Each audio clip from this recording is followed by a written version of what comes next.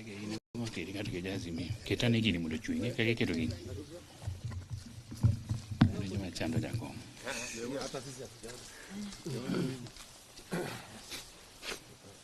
Okay, you have to this. Move just one step. One more step like that. You have to fit.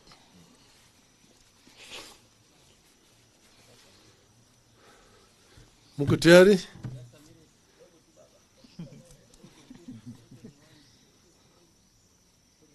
Mekuwa mfanya tangu asubuhi. Ya kwenda live. Okay. Hiyo nzuri. That's good. Moja kwa moja.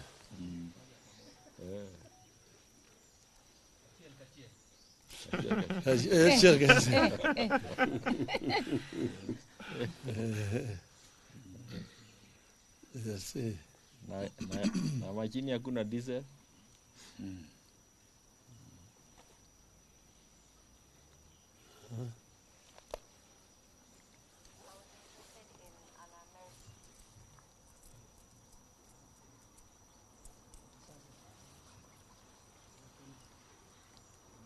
They're ready. I think they're ready.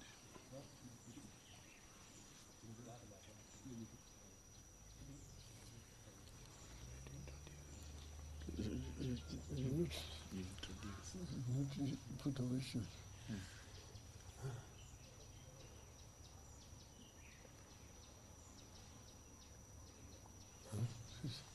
The issues. I don't know why they put it. I think I can just read it. Well, good afternoon, ladies and gentlemen. Welcome to this press conference. Your statement from Azimio Moja One Kenya is going to be read to you by Honorable Munya. Karibu.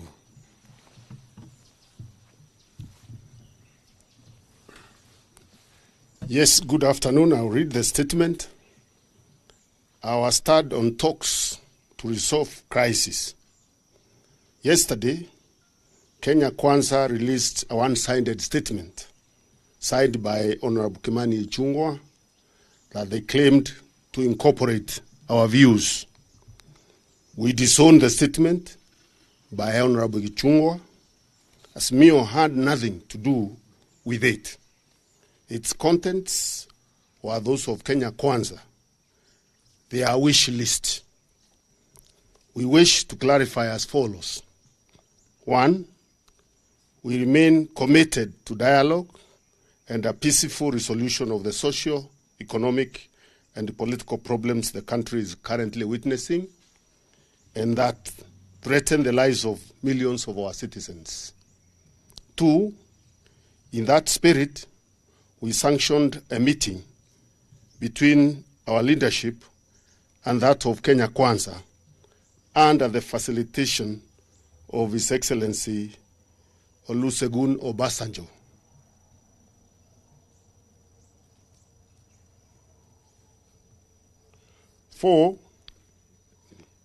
3, this initial meeting was to prepare ground for honest discussions of the issues we have been raising and those that Kenya Kwanza feels like raising.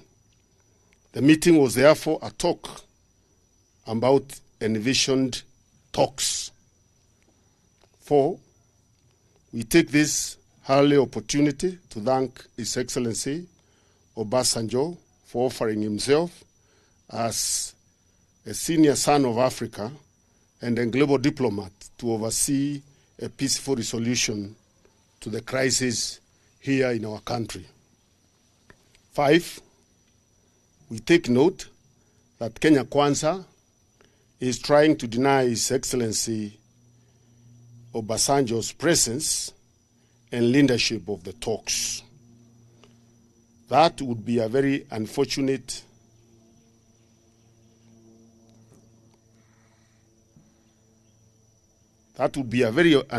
development indeed. It points to Kenya Kwanza now institutionalizing the culture of deceit and taking it to the global stage.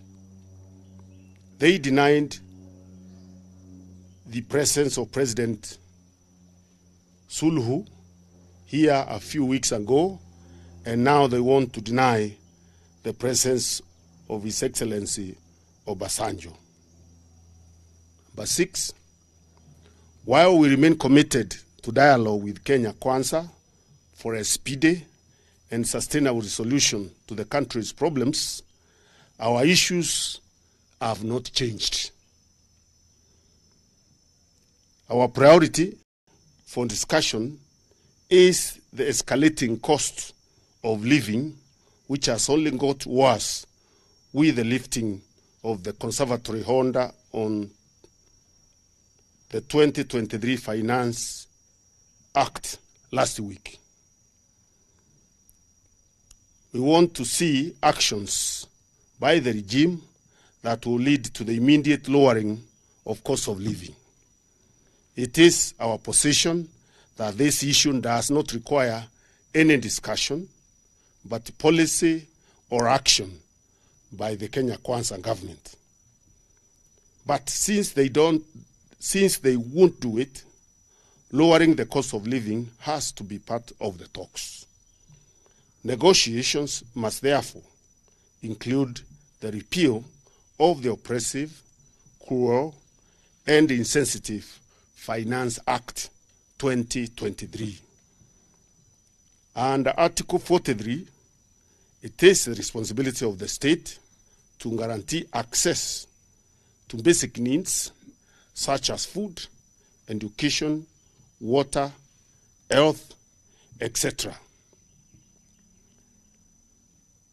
9, negotiations must include the issue of inclusivity.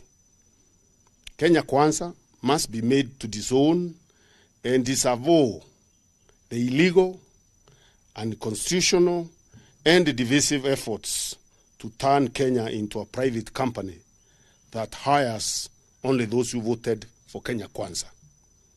We remind Kenya Kwanza that the declaration by Rigathi Gachagua that Kenya is a private company, which has never been disowned by Mr. William Ruto, isolates, marginalizes, and treats several communities and regions in Kenya as second-class citizens. It has revived the question of a credible solution of the right to self-determination. 10, audit of 2022 elections and the bipartisan reconstitution of IEBC and respect for the autonomy and independence of political parties must be part of the talks. 11, in light of what has transpired these past days, we will bring to the table the issue of accountability and responsibility for the brutality and abuse of human rights of protesters. 12, it is our position that no party to these negotiations can and should determine for the other party what to raise and what not to raise. We will respect Kenya Kwanza's right to bring all its issues to the table, and they must also respect ours. Number 13, likewise, we expect Kenya Kwanza to have no objections to our priorities. 14, until we agree that each party has the freedom and right to bring its issues to the table, and as we continue to pursue discussion, we shall continue with our engagements with the people. That right is in our constitution. It has no basis for any discussion. We will continue exercising our constitutional rights of association, of expression, of assembly. We are not going to negotiate that with anyone. In the meantime, number 15, we appeal to the Kenyans to continue extending support to families of the victims of police brutality. The response has been encouraging. 16, In addition to the account number previously given, people can channel contributions through pay bill number 880100. Account number 4488460011 for Kenya shillings and 4488460027 for US dollars. Account name, Citizens Emergency Fund. Thank you very much. Questions? Questions? Manato.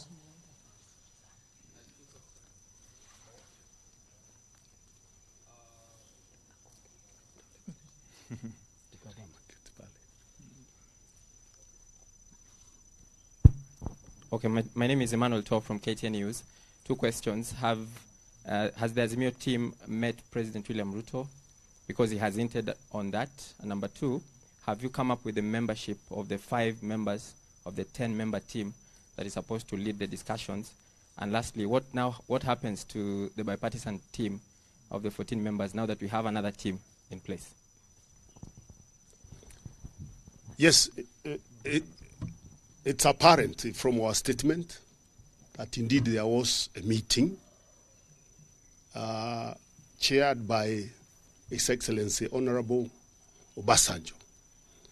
And Baba accepted to appear in that meeting because of his respect for His Excellency Honorable Obasanjo. And as we have pointed out very clearly in our statement, that meeting did not conclude on any issues. It was a meeting to agree on when to hold talks and how to hold the talks. So there were no issues canvassed there and agreed. So it is totally unacceptable and misleading to the public for Kenya Kwanza to start releasing its own statements purporting to be Azimio la Umoja issues. We have made it clear what our issues are here, and once a discussion is made within Azimio and our team is picked, then those are the issues that will be tabled for discussion in that committee. We are still discussing, and we will soon announce the names of those members.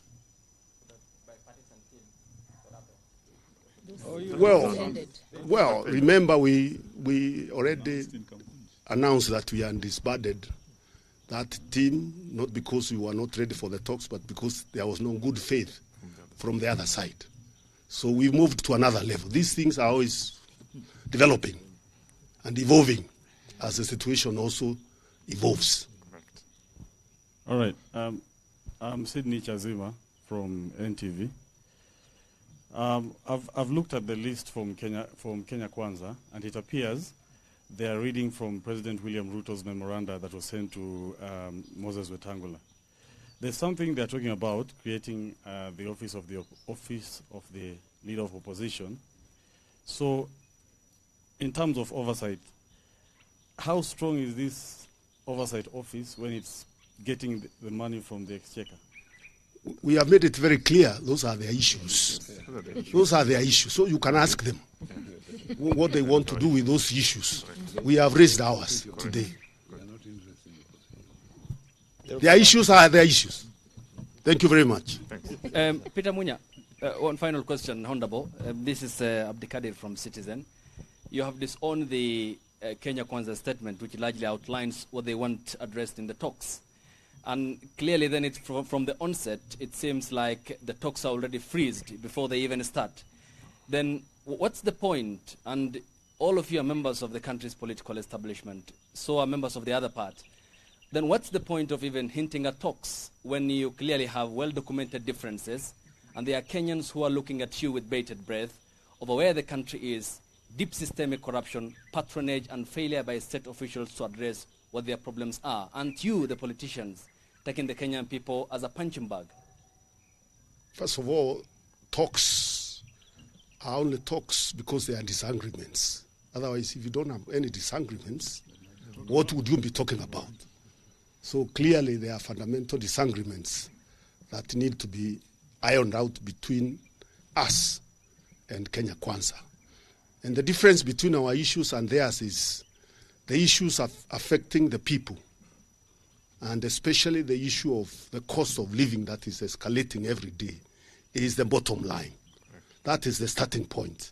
If there is no discussion on the issue of the cost of living and the bungling of elections by IEBC, I don't see, or we don't see as a team, what other issues we can discuss. And one final So that is where we start. The point of departure is okay. cost of living. How do we collaborate? How do we work together to lower the cost of living so that Kenyans can have hope and can start living better lives than they're living today? One final question. We were here in 2007. It took the intervention of Kofi Annan the late and the international community to forestall a country that was on the abyss. I mean, here's Obasanjo again. Why do we need a foreign intervention or from another entity, yet we have provisions in one of the most elaborate constitutional frameworks to address our problems? Isn't this not, I mean, an egg on the face of the country's political establishment for lacking commitment to address political stability issue after every electoral cycle? Why do we need Obasanjo? Why? Impunity by the regime. I think you understand the problem is a trust deficit that has been shown by the Kenya Kwanza government, that when you discuss something, the next day the goalpost keeps moving. So you require a respected outsider who can be able to give some guarantee in terms of what was said and what was discussed, because you can see some party that is wants to keep manipulating the process. So, and I don't think there is any problem with our constitution. Our constitution does not outlaw involvement of mediators in discussions. So I don't get where you are getting that idea that because we have a constitution that has been there for a long time, mediators are not required in a dialogue process where there is a fundamental disagreement between parties in a country. We are solving civil wars elsewhere. And we are not, and discussion, a meeting is not a civil war. Why not address small issues like what you have raised? These issues are heavy, where citizens' rights are being trampled on and the citizens are being killed, brutalized by police forces that we pay for, cannot be small issues. With a lot of respect to you. Thank you very much.